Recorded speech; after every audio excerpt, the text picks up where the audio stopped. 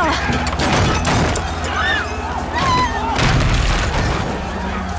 司马，司马，你的刀带了吗？司马，如果遇到青阳人，就自己了断。我们真言部的女儿不能落进豺狼手里被侮辱。一会儿我们分开走，你自己往北去。 遇到青阳人，就把这个给他们看，说你要见九王，他们带你去见九王，就会有赏赐。别害怕，九王会对你好的。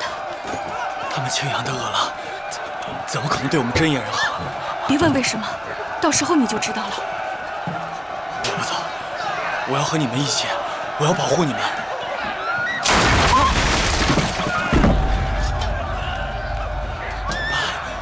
母妈！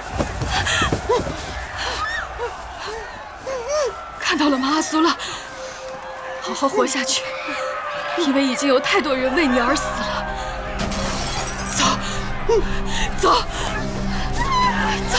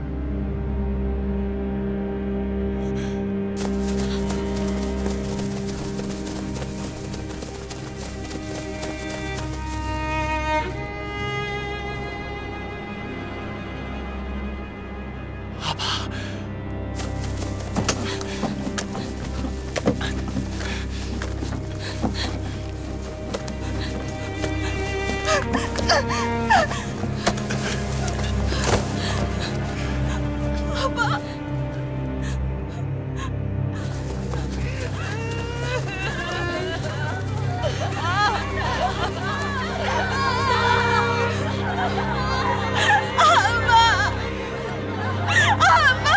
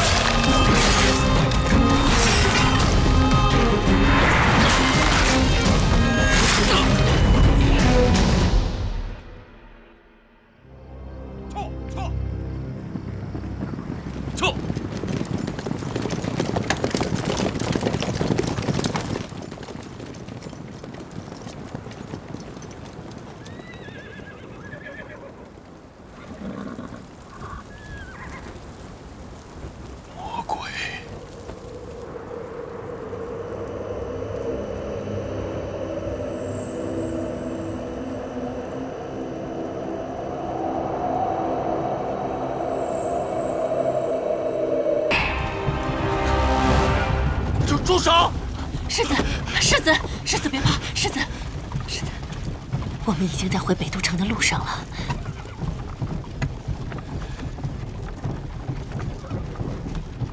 世子，你真实的身世，想必真言可汗从来没有告诉过你吧？我是从草原上捡来的孤儿，是真言可汗的样子。他这么说，未尝不是一种善意，因为那真相对一个孩子来说太难接受了。你听我说，你是青阳大军吕松的儿子，你的母亲是朔北部可汗楼延蒙了火儿的女儿，尊贵的青阳侧胭脂。你出生的时候，天有异象。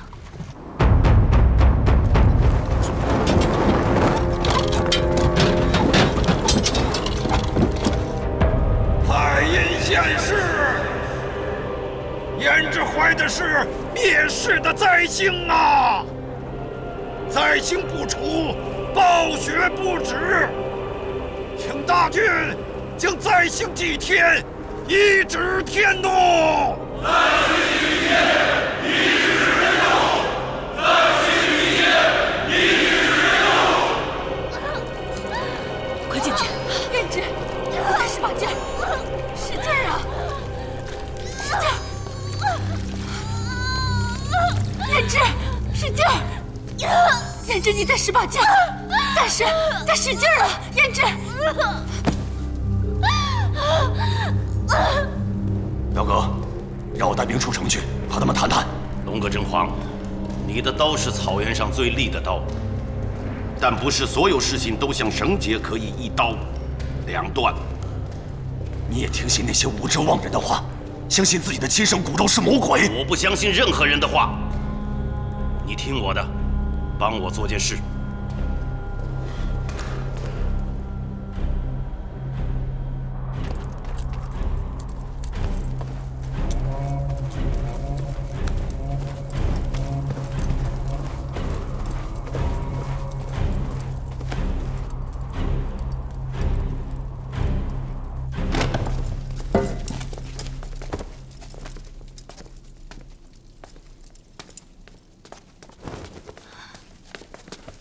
大军，怎样？这孩子生下来就没有心跳了。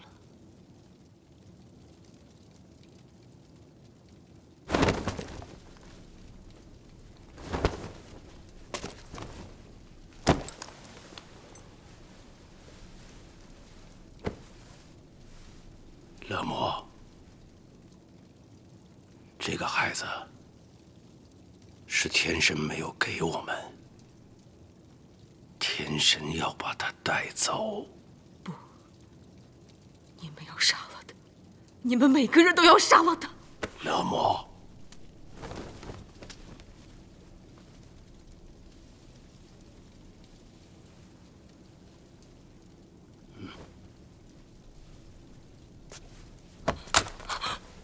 乐魔，你疯了吗？他是我的孩子，不是魔鬼。只要我还活着，没有人可以把他从我怀里抱走。乐魔，你生下他的时候，他就已经死了。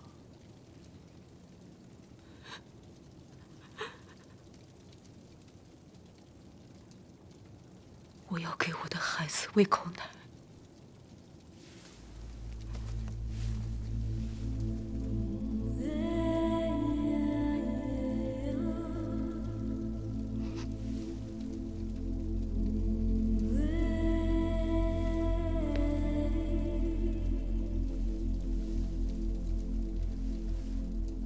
愿你来世不要生在帝王家，我们母子天上见。乐魔，胭脂，乐魔，胭脂，乐魔，乐魔，乐魔。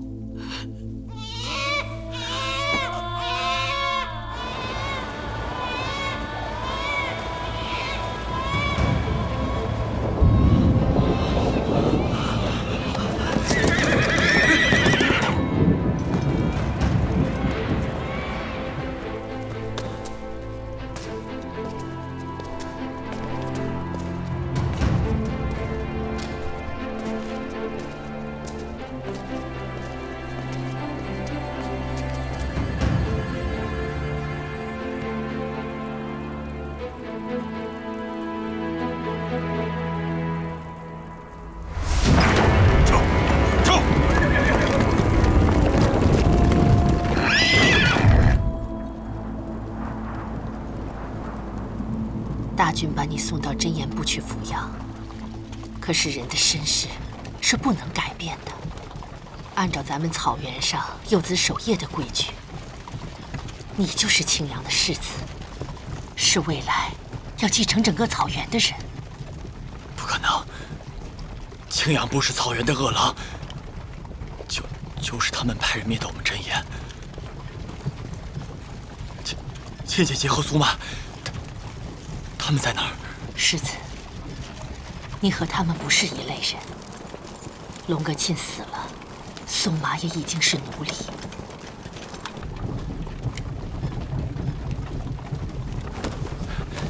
世子，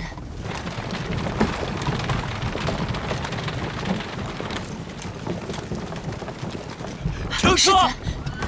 世子，世子，苏妈，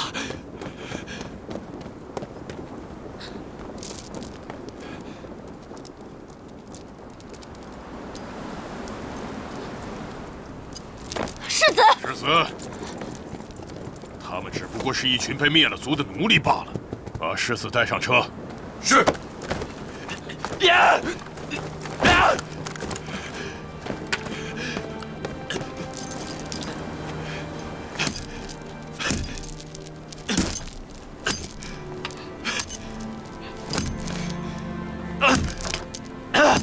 王爷，这些都是世子从小一块玩到大的玩伴呢。世子，要记住，真言已被灭族，青阳才是你的家。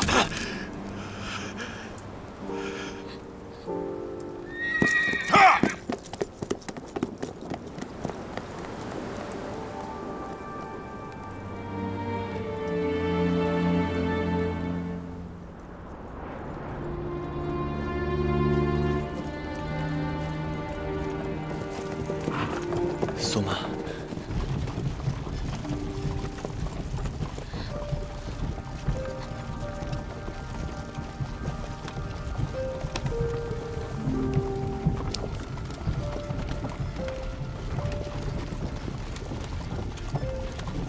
别担心，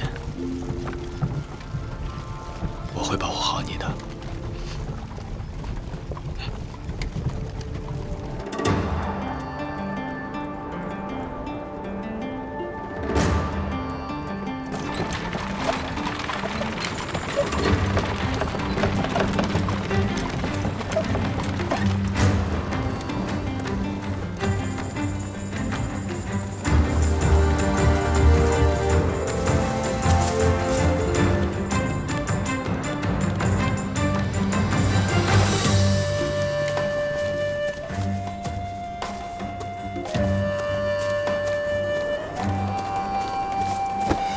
拜见大军，承蒙大军托付，得胜而归。这便是逆贼龙哥真皇的刀。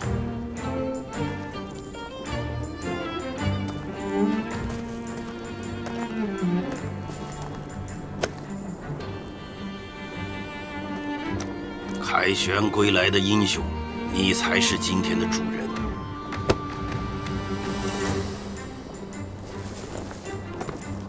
阿苏勒呢？有请世子。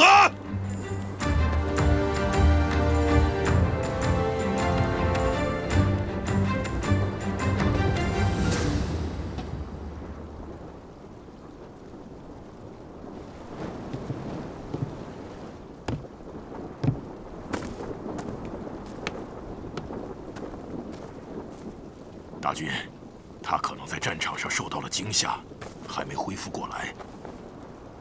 会被战场吓着的孩子，那是懦夫。你认识我吗？我是你阿爸，青阳的大军。你不是我阿爸，我是真言的阿苏勒，是龙哥真皇的儿子。哼，看来真是给吓着了。大军，大军，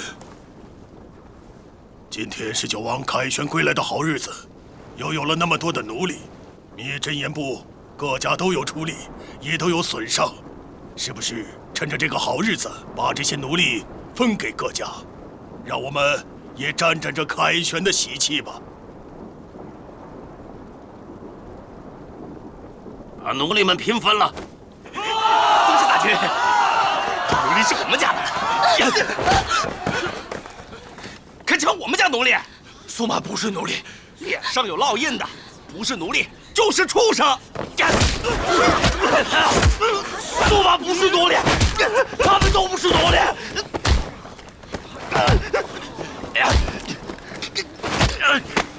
把他给我拉开！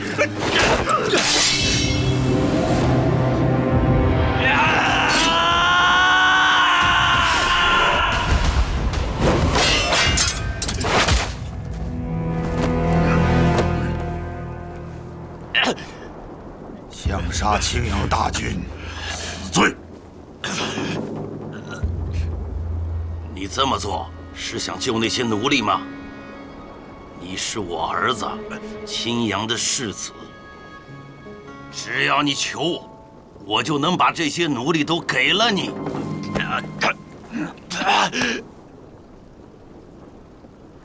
你心里就没有把我当你的阿爸，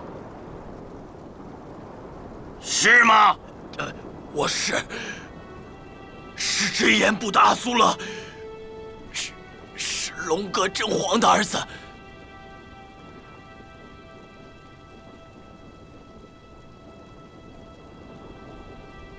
你想要这些奴隶，我都给了你，但是你要像奴隶一样活着，这是你不愿当我的儿子，要当龙哥真皇儿子的代价。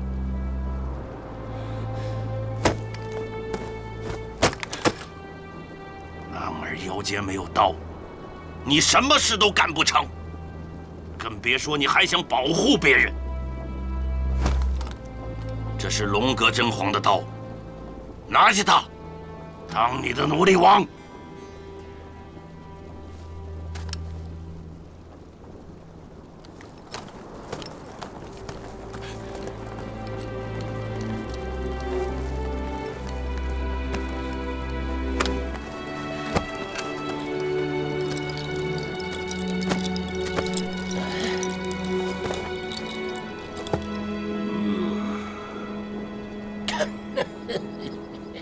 好样的，孩子！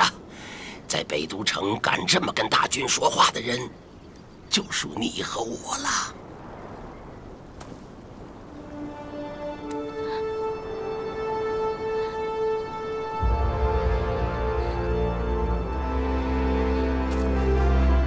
世子，换新衣服吧，您身上的都破了。来，我来。阿苏勒，先换上吧。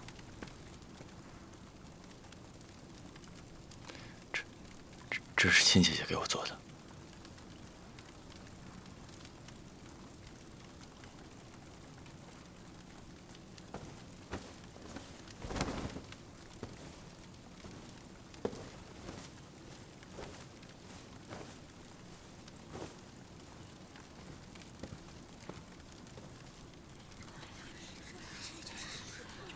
这就是咱们的世子，看起来比杨高还弱。哎呀，他算是哪门子世子啊？他是灾星，他一出生啊，他身边的人都被咒死了。你们胡说什么呢？赶紧走！哎，我告诉你们啊，他刚出生的时候啊，就把他母亲害死了。哎，对，什么世子，就是个灾星。以后看到他，离他远点。可不是嘛，谁沾边谁遭殃。就是，哎，还有啊，我告诉你，这个，你敢打我？你这个臭崽子，不是打我！你们闹够了没有？要不要我把大军给请来啊？啊！行了，走。我青阳部的图腾啊，是长着剑齿的豹子，在这北都城里，这个豹尾只有2个人可以戴。我，世子，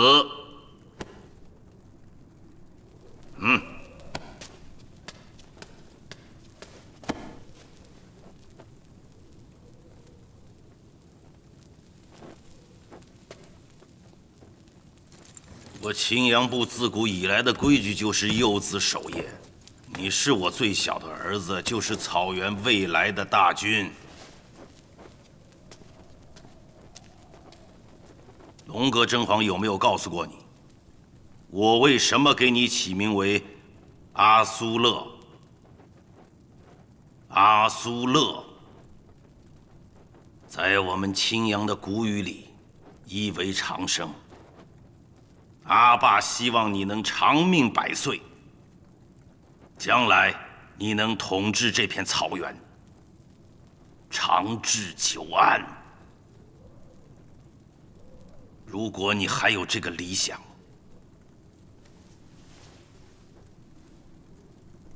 不要拒绝权柄。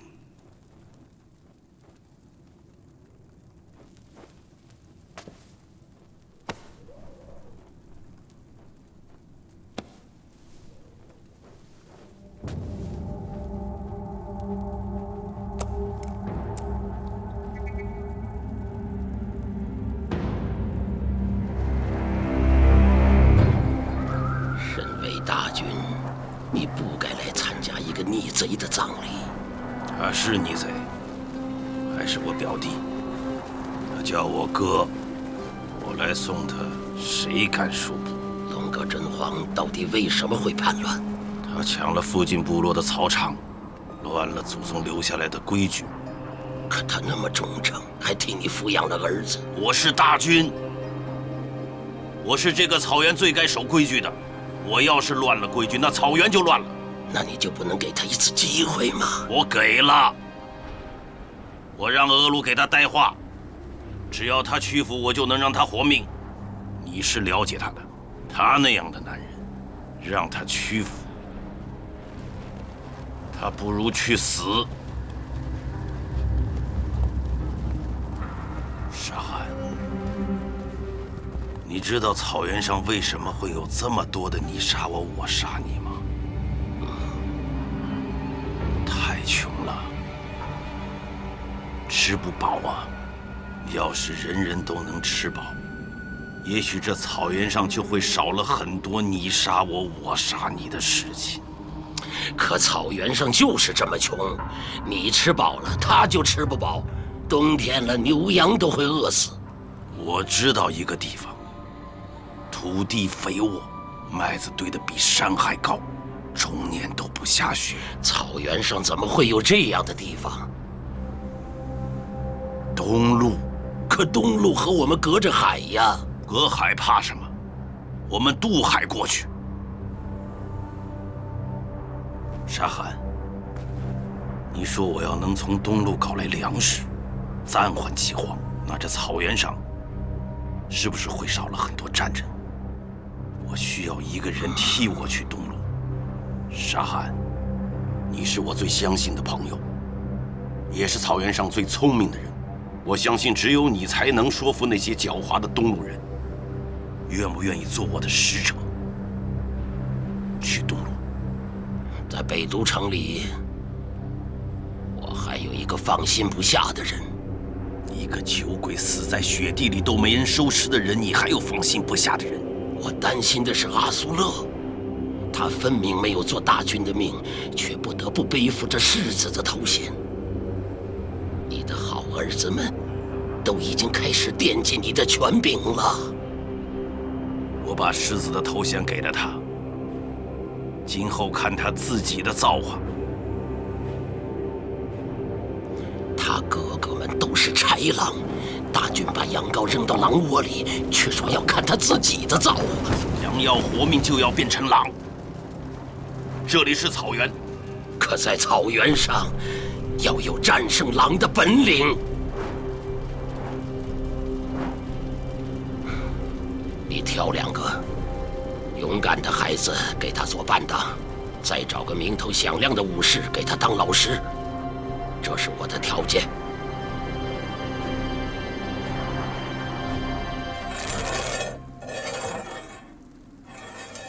有人说天地广阔，可男儿能容身之处不过3尺刀背之后。刀术就是杀人术，学刀就是学杀人。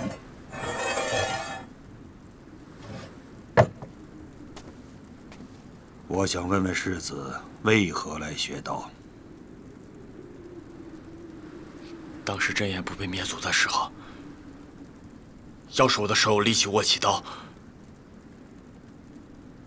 那亲姐姐可能就不会死。你是为了救人而学道？是。铁岩、铁叶，从今天起，你们就是青阳世子的伴当，你们也要用你们的血来报答主子的恩情。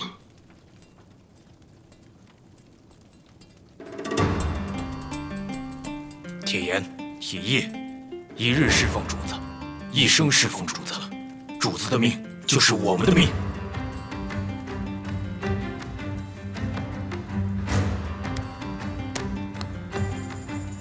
同生，同死。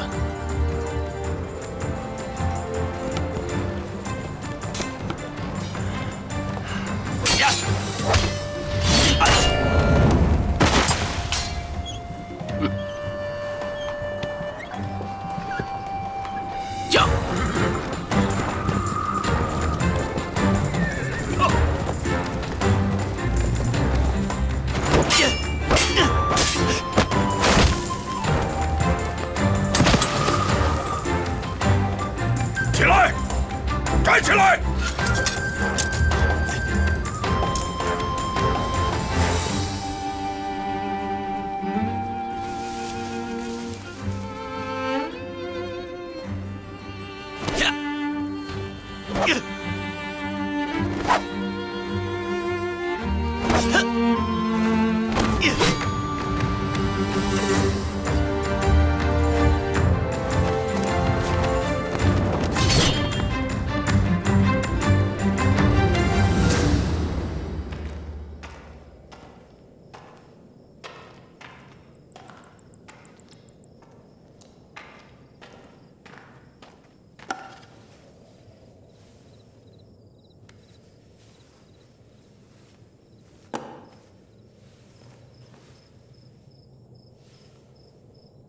你已经很久没来了。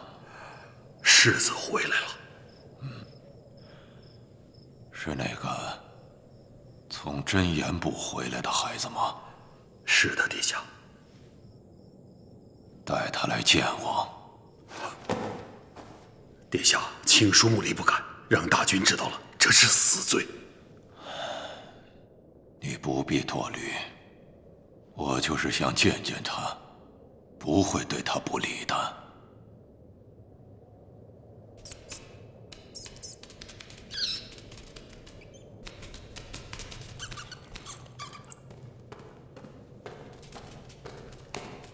八呆，八呆，回来，回来！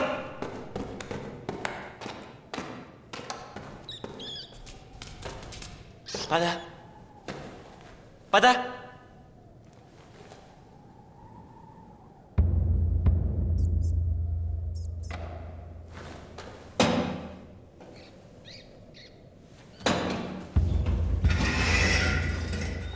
八呆，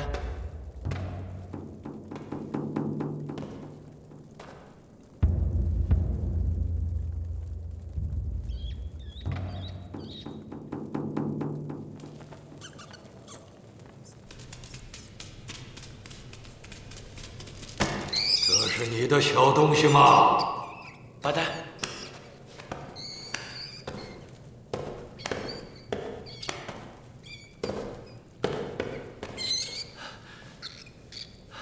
谢谢爷爷，他叫八呆，是我养的小飞鼠。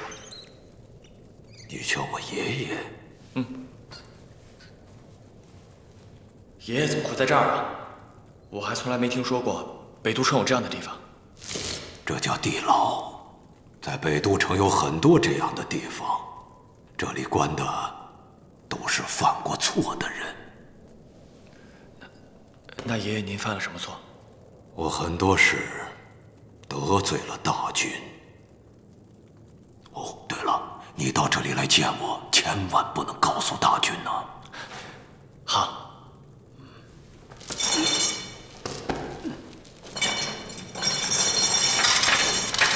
孩子，叫什么名字啊？我叫阿苏勒。阿苏勒，长生的意思。这个名字好啊！既然来了，坐会儿，给我多说会儿话啊。好。这么瘦弱的孩子，不应该生在帝王之家，在这虎狼之地，你是很难活下去的。他们所有人都是这么跟我说的。那你就不怕吗？我听人说我生下来就没有心跳，可能天生就是个死人，所以没什么好怕的。没有心跳的死人，有意思。不过，我听说穆离将军在教你刀术，那你学刀术做什么？我现在是真言部的头人，我学刀术是想保护他们。可刀是用来杀人的，不是用来救人的。穆离将军也是这么跟我说的。真是个奇怪的孩子。既然你怀着这样的心思，那我就有件礼物要送给你，它叫大劈之刀。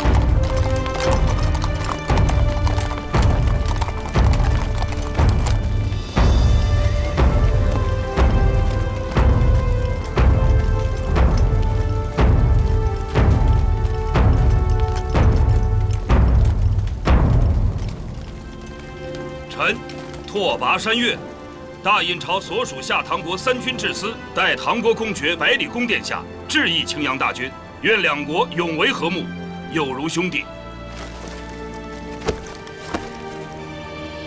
将军请起吧。谢大军。将军辛苦了，请。请。羊腿的抓饭来喽，来吧。抓饭来了。来，好吃好吃。他们谈他们的国家大事，我们吃英氏夫人的羊肉抓饭。多吃点啊。你去这么长时间，一口好羊肉都没吃到过。怎么样，好吃吧？太好吃了。我听说啊，下唐国正用船运大批的粮食过来，足够咱北都人整个过冬了。那船粮食可不是下唐国的礼物，是我自己买的。啊？我把带出去的黄金花得干干净净。有了这船米呀，够阿苏勒和他帐下的这些奴隶好好过个冬了。大和萨还说，以后下唐国每年都要运10万担粮食过来。这么多？是啊，那以后咱们北都就不愁粮食吃了。东路人的粮食可没那么好拿，得等我们签下盟约，粮食才能运过来。10万担粮食，这对任何一个国家都不是小的付出。下唐国对我青阳部如此慷慨，不知我青阳部能给下唐国什么帮助啊？大军英明，我国亦有求于大军，求青阳部2件绝世珍宝。我青阳只是草原上一个部落，又有什么绝世珍宝？大军，我国要求的第1件珍宝是青阳部的虎豹旗。俗话说，北人乘马，南人操舟，东路素来缺少名马和旌旗，下唐渴求骑兵已久。我们国主想请青阳部调遣5000虎豹旗，暂居南怀城，以助下唐军事。那第2件呢？想问大军，求一位王子。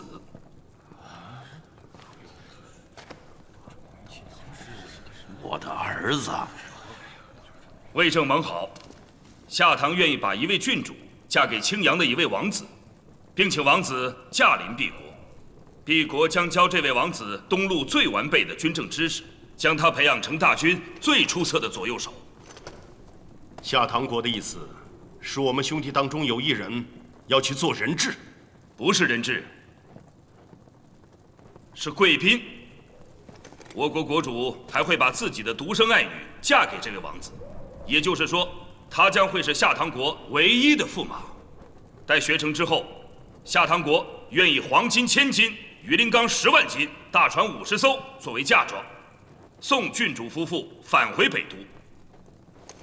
我们国主相信，有这位王子在，盟约定能维系100年。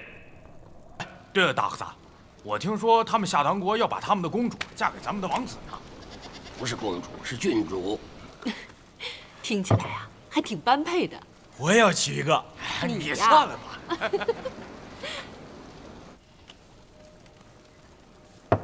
阿苏勒，大和尚有句话，你可千万要记住。如果有人问你愿不愿意去东路，你一定要说不愿意。让我去东路，为什么不愿意啊？东路不是开了很好的条件吗？东路人狡猾的像狐狸，他们想的事情不会那么简单。我隐约觉着那个夏唐国主有着很大的图谋。阿苏勒，信大和尚一句话，东路虽然繁华，可世上没有什么地方比家里好。你的哥哥们要争，就让他们去争，你不要卷进去。好，我知道了。快吃吧，快吃吧。拓跋将军，我的4个儿子都不情愿去东路，不如我把选择的权利交给将军。将军心中可有合适的人选？我此来，既要找草原上的龙种，又要为郡主寻觅佳偶，两者都不可偏废。仓促间，很难做出决断。那就多住几日，好好为你们的郡主择婿。谢大君恩典。微臣还有一事请问。人人皆知，大君有5个儿子，为何年纪最小，也是最尊贵的那位世子一直没有露面？是说世子并非可选之人吗？我说过了，选择的权利交给将军。不过世子阿苏勒身体孱弱，才智武功都比不上他那几位哥哥，我恐怕将军会失望。这样，再过几日，兽群会路过我北都城，是狩猎的好日子。我请将军与我们一起去火雷原狩猎。到了那里，或许将军能看到，谁是我们青阳部未来的雄鹰。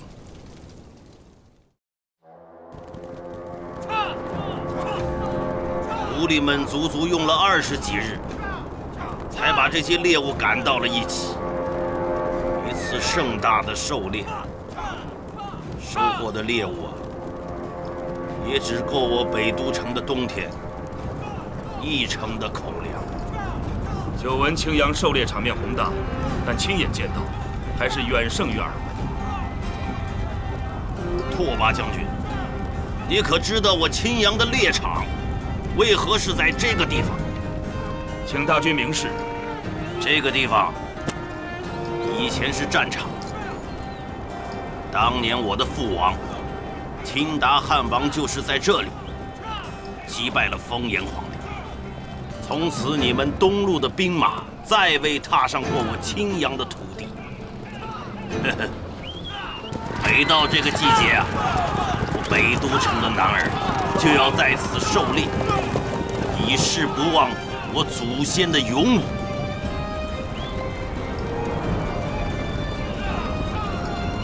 击鼓传令，就地扎营。是。走。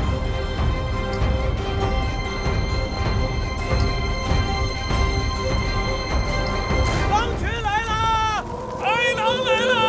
狼群来了！狼群来了！狼群来了！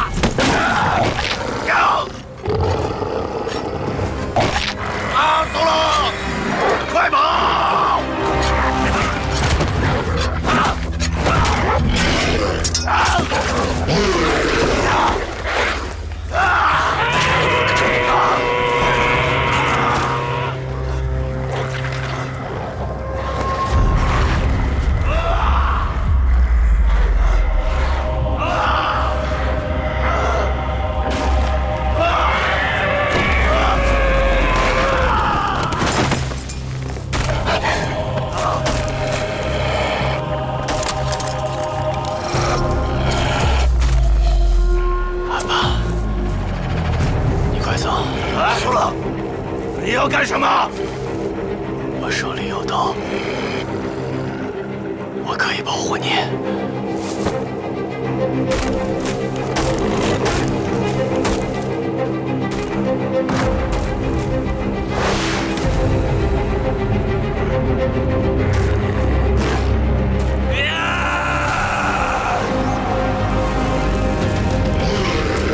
阿苏勒！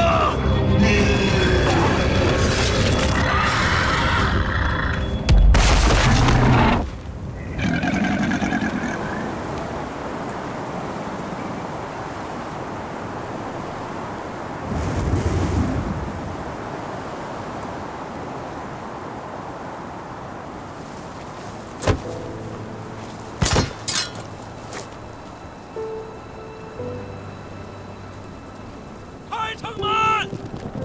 开城门！开城门！开城门！开城门！开城门！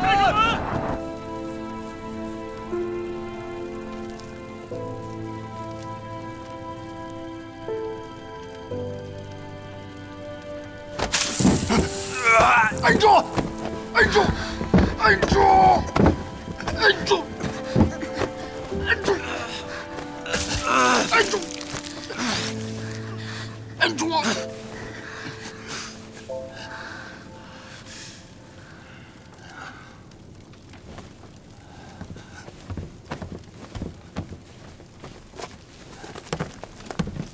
怎么样？大军，世子的病，只怕是血绝。血绝？血绝的病人，天生阴虚至极，仿佛一生下来，上天就夺走了他全部阳气。一个只凭阴气支撑的人，恕我直言，几乎可以说，他一生下来就是个死者。请你救救我的儿子，你若能治好他的病，只要我青阳部有的任你所举。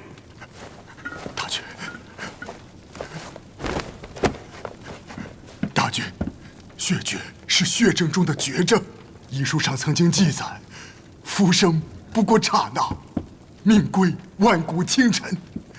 这病无论走遍天下，无人可治，无药可医。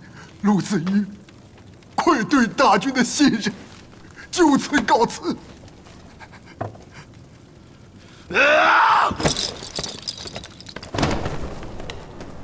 世子怎么样了？传我的令，谁要能治好阿苏勒，外族人，我赏他黄金100斤，封他2000户奴隶；青阳部的人，我许他开辟自己的草场，当一部之主。是。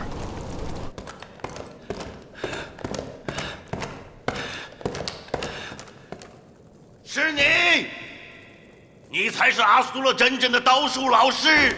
我亲眼看见他一刀劈死了一只白狼。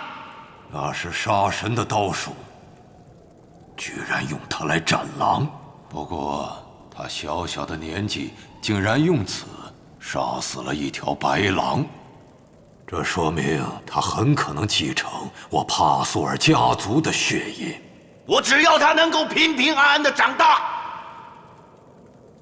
平平安安的长大。我不希望他成为你这样的东西。你不希望没用，因为在他的身上早已经流淌着我尊贵的青铜之血。那是魔鬼之血。你听着，我绝不会让魔鬼从我的手里把阿苏勒夺走。我告诉你，没有人能和命运为敌。看看我，看看你的父亲吧。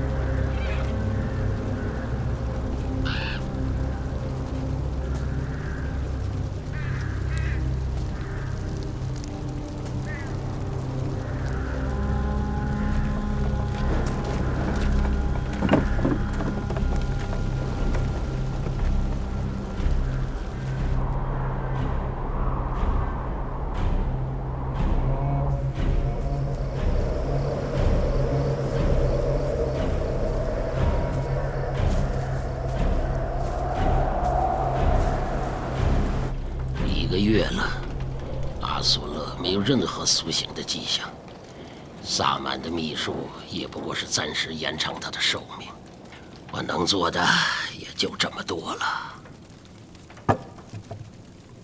你的意思是让我该做好准备了？谁也不希望看到那一天。启禀大军，什么事？刚有奴隶来报，说看见世子出城了。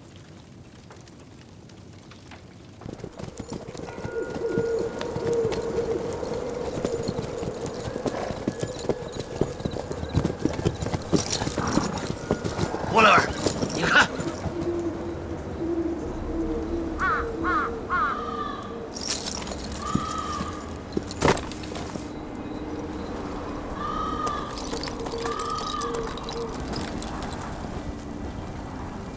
有幸能见到草原上的主人。你们是什么人？怎么会知道我们的身份？我还知道，您是侍奉盘达天神的萨满青阳大和萨。沙汉，朝德拉吉，相逢是幸。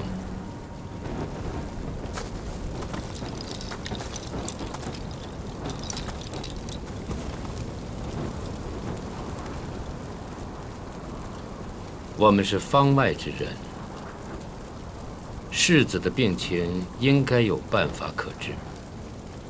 血绝之症靠草药也无法医治。你知道血绝之症？血绝之症确实是绝症，但世子看起来只是像是血绝之症而已。大军不必担忧。那你说，他究竟得的什么病？那是因为他祖先神圣的血脉，每隔几十年就会为吕氏帕苏尔家族带来强健如武神般的孩子。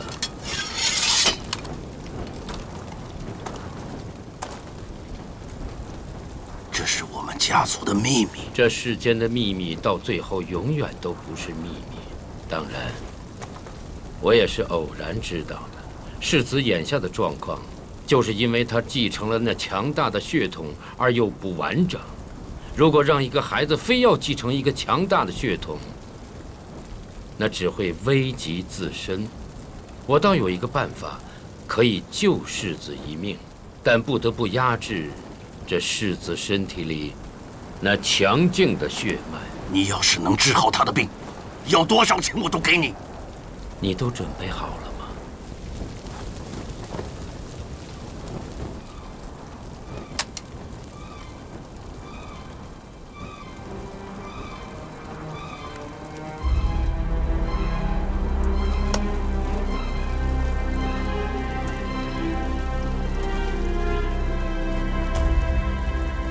四方上下，天地穹隆，寂灭不尽，生生不息。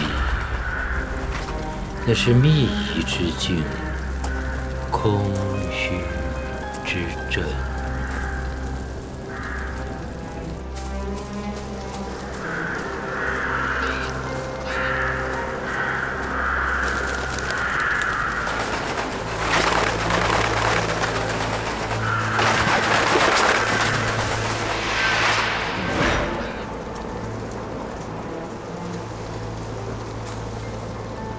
那是秘仪之境，空虚之阵，无上下左右前后，没有时间的变化，大地一望无际。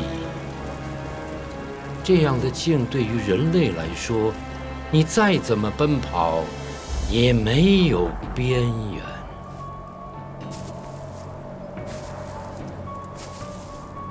即使是秘仪之境，那也是虚妄。它只要不侵入你的心，便杀不死你。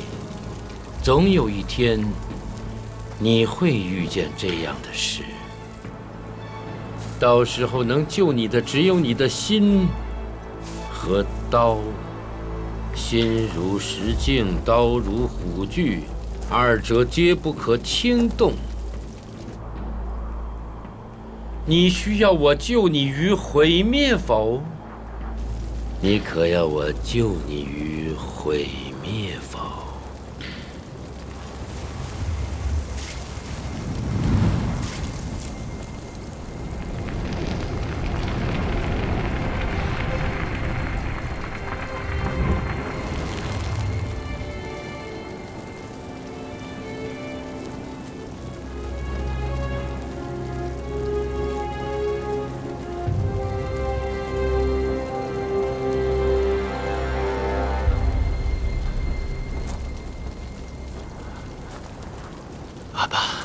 阿苏勒，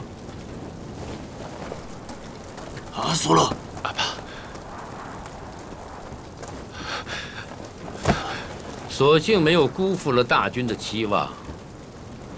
只不过这种秘术只能暂时压制住世子心中那强大的血脉。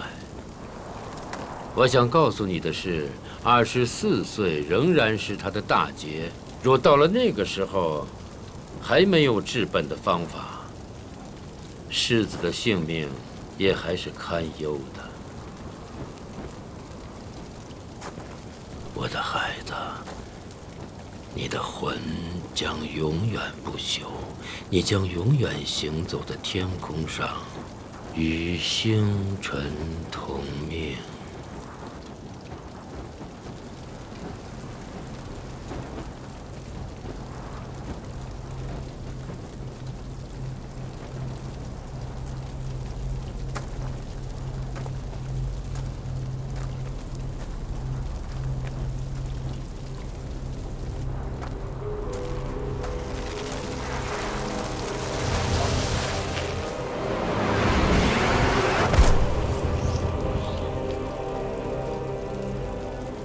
我的代价就是我学生的生命。我这么做并非对大军有所求，而是和世子有缘。愿大军福寿连绵，永镇草原。告辞了。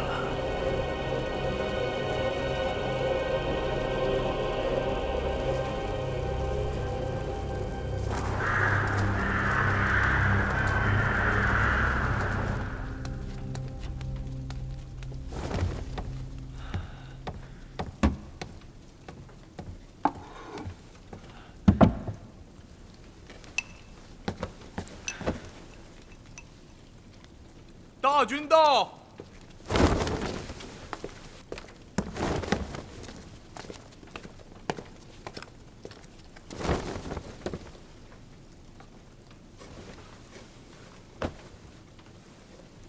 阿爸，醒了就好。觉得怎么样？感觉好像做了场梦。昏迷了足足1个月，阿爸都快无望了。好在潘达天神把你又还给了阿爸。在你还没有出生的时候啊，阿爸希望你是一个英武不凡之人，因为只有这样的人，才能接掌青阳部。可当阿爸看到你的时候，阿爸高兴的是，你长得像你阿妈。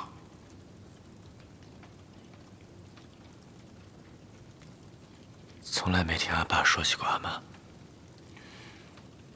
你要记住啊，心里头你最想着谁，千万不要告诉别人，那会是你的弱点。软肋。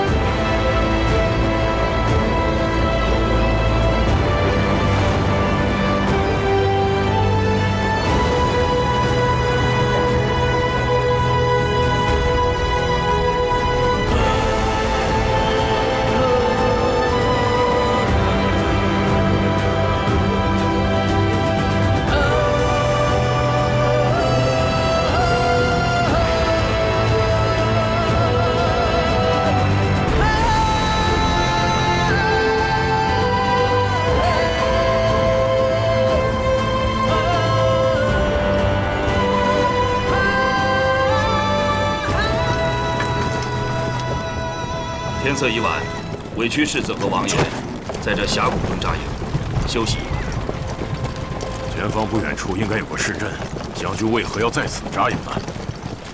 实不相瞒，前方就是毕国和黎国的边境。夏唐和黎国常年在边境交锋，黎国的游击军队偶尔出没，横行劫掠。世子身份贵重，恐有差池，是以不敢居住在镇上，以防黎国人偷袭。这个峡谷乃是个风口，世子和王爷可以安心歇息。吁！就地结营，3班驻守，小心生火，巡查峡谷前后，以防野兽靠近。是。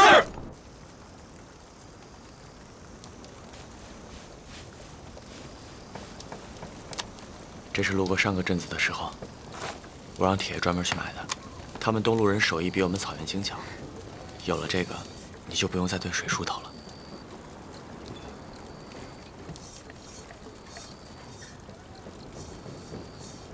苏曼，有没有人跟你说，你是我们草原最好看的姑娘？反正丹湖告诉我，说虽然我是世子，可我的帐篷里边，他没有一样能看上的东西，除了你。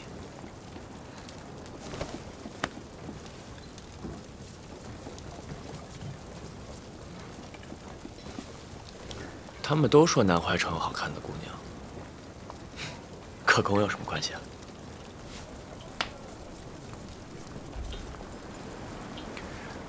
郡主好不好看跟我也没关系，我这身子结亲了，不就害了郡主吗？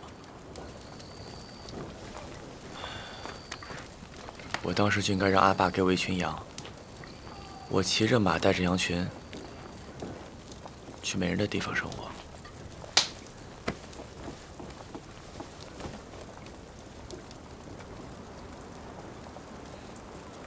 肯定带上你。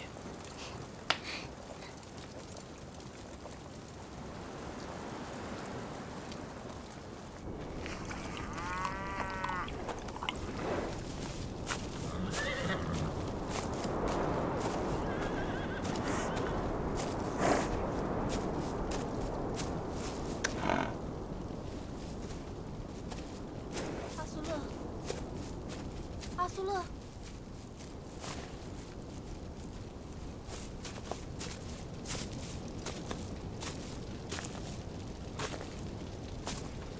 苏玛，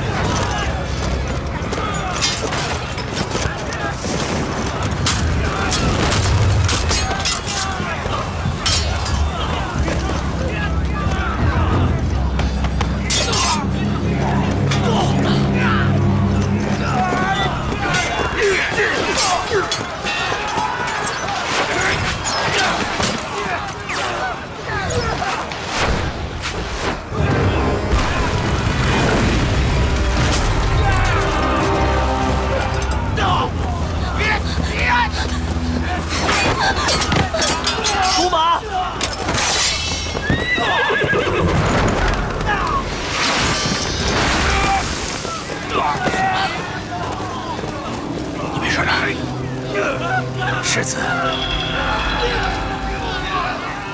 你们是谁？世子不该南来，应该去天上。你先走。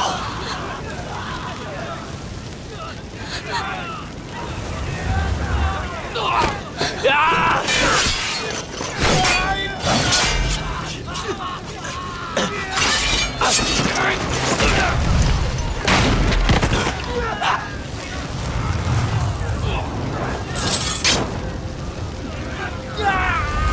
斩铁剑。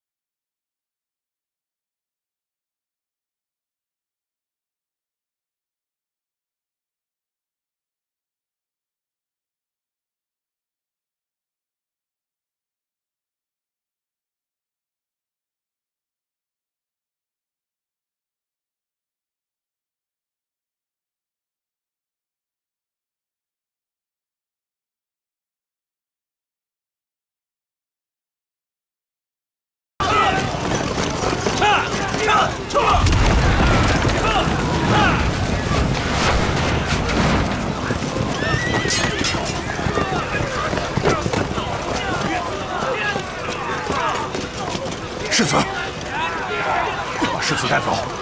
世子，世子，带走！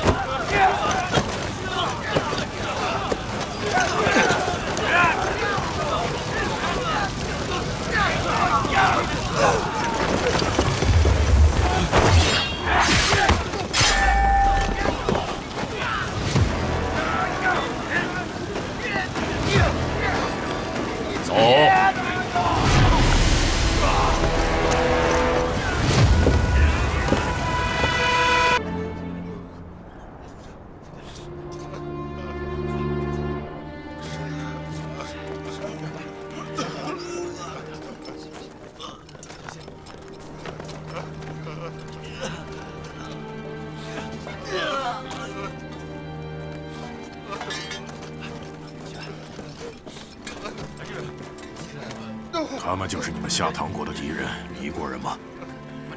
黎国的雷齐，本性的恶鬼。好，很好，很好。从现在起，他们就是我们青阳的敌人了。